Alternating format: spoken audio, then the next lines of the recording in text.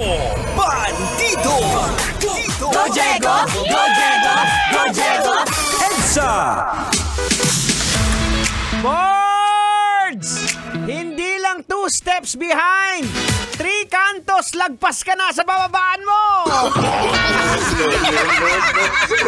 Ayan, nawili ka kasi kaka-cellphone mo yan. Aragon! Maluoy ka.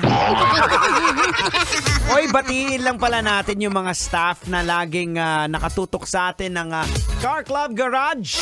Maraming salamat sa inyong pagtutok at walang humpay na pagsuporta, lalong-lalo na kay Sir Chris and Ma'am Melay Henson ng Car Club Garage. Maraming salamat po.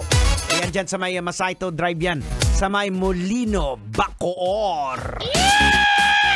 Ang bilis ng oras, parang nabibitin ako ngayon. Ang bihira naman, oh. Huling sigaw na pala natin to sa programang EDSA. But don't worry, folks. Sa huling sigaw natin, meron pa rin tayong matutunan dahil meron tayong lologican. Eto na, Tang. Huwag na nating patagalin to. Pag-usapan na natin to. Nanganib ang buhay ng isang lalaki nang mahulog ang kanyang minamanehong SUV sa isang water reservoir in China. Oh no! Malalim po kasi yung tubig at ito po ang siste. Yung driver hindi marunong lumangoy. Oh no! Buti na lang may napadaan na nagmotor at sinagip siya. Ito na mga kabisyo, Tang. Huwag na nating patagalin to. Logican na natin to, Tang. Ay, sige, ano pang hinihintay mo? Bilisan mo, kalbo! Logican mo na yan! Logican na yan! Logican na yan! Alright, mga kabisyo, logican na yan. Anong leksyon ang ating mapupulot? Anong aral ang ating madudukot? Boards, kailangan pa bang i-memorize yan? Unang-una, basic, dapat sa pagmamaneho, kung hindi ka pa marunong masyadong mag-drive, huwag ipilit. Diba? Pangalawa, basic din dapat na may alam po tayo sa basic survival skills. Gaya po ng paglangoy. Diba, Tang? May tama ka dyan. Hindi puro sisid lang kagaya ng ginagawa ni Manong Driver.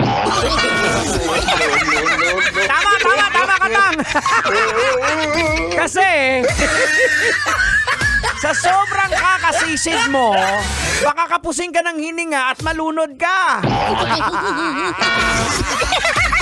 Ang bihira naman, oh. Ay nako mga kabisyo, hindi, dapat po basic din na pag may nangangailangan ng tulong, tulungan po natin. Huwag munang unahin ilabas yung cellphone para mag-video. Diba? Ganun ang ginagawa ng iba Na mga kabisyo, logican po natin. Maraming tao po ang inuunang pagkuha ng video sa mga aksidente dahil sa social media validation. Oh no! Inuuna pa po ang pagkuha ng video. Pangalawa, for psychological distance. Bystander effect. Ano ba itong bystander effect ang ibig sabihin nito, Tang? Ang ibig sabihin niyan, in other words, Marites effect.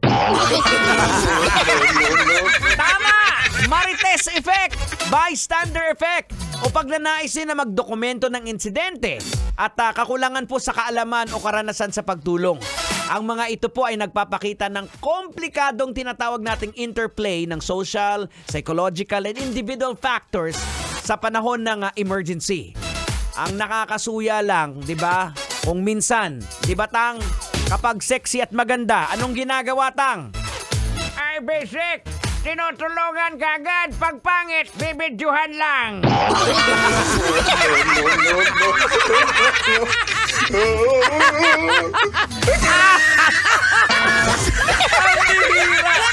Oo nga naman, ano? Pag maganda, pag sexy, agad-agad tutulungan mo. Pero pag pangit, bibidyuhan mo lang. Sasabihin mo pa, wag niyo munang gagalawin yan. Baka lumala pa yan. Ay, naka mga kabisyo, ang oras natin, it is now 34 minutes after 8 o'clock. And, ay, gotta say goodbye. Maraming salamat. Nga pala, batiin ko lang pala. Congratulations sa mga kids dyan sa may Living Grace Christian Church para sa first day ng kanilang Bible School, Vacation Bible School. Well, coming up next, ladies and gentlemen, makakaabangan niyo po ang mga revelations, mga kwentong kakaiba. Mapapakinggan lamang po ninyo yan sa Rocky's Secret Files. Susunod na, inyong Basa Princess, Rakitera. Ako po si Diego Bandido sa pangalan po ni Tanghenyo at Duday na laging nagpapaalala sa inyo. On whatever you do it all for the glory of God. Kailangan pa bang i-memorize yan?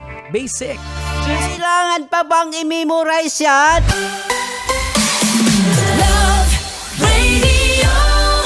Basic!